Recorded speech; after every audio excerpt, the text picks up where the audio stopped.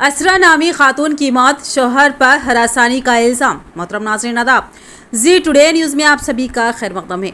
शहर के 6 town police station के हुदूद में आटो नगर की रहने वाली असरा बेगम की मौत पर मरहुमा के वालिदैन ने शोहर और ससुराली रिश्तेदारों पर हरासानी का इल्ज़ाम आयद करते हुए उम्मत मुस्लिमा से इंसाफ और पुलिस से खातियों के खिलाफ सख्त कार्रवाई का मुतालबा किया।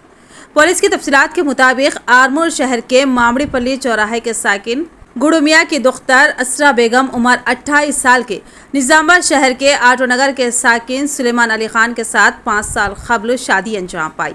कुछ दिन कबल असरा बेगम को जजगी के लिए दवाखाने में शरीक किया गया, जहां पर उन्हें लड़की तवल्लुद हुई, लेकिन असरा बेगम के शोहर सुलेमान ने बेटी की पैदाइश पर नाखुशी का इजहार करते हुए झगड़ा किया।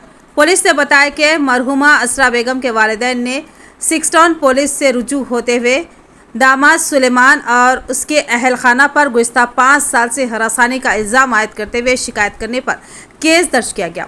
पुलिस ने बताया कि सापहर के वक्त असरा बेगम को दिल का दौरा पड़ने पर एक खानगी दवाखाने में शरीक किया गया, जहां पर वो इंतकाल कर गई।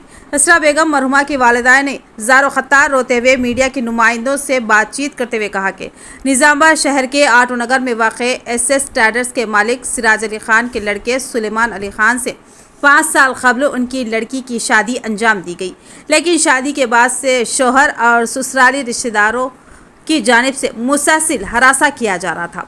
मरहुमा असरा बेगम के वालिदैन ने ज़ारो ख़तार रोते हुए उम्मत मुस्लिमा के जी असर अफराद से इंसाफ दिलाने की अपील की, साथ ही पुलिस केस दर्ज करते हुए सख्त कार्रवाई का मुतालबा किया। मरहुमा असरा बेगम का शोहर और ससुराली रिश्तेदार फरार है। मरहुमा असरा बेगम की मैयत को आबाई मुकाम आरमूर मुंतकिल करते हुए बाद नमाज जनाजा अदा की गई और तदफीन अमल में लाई गई। అలా ఇది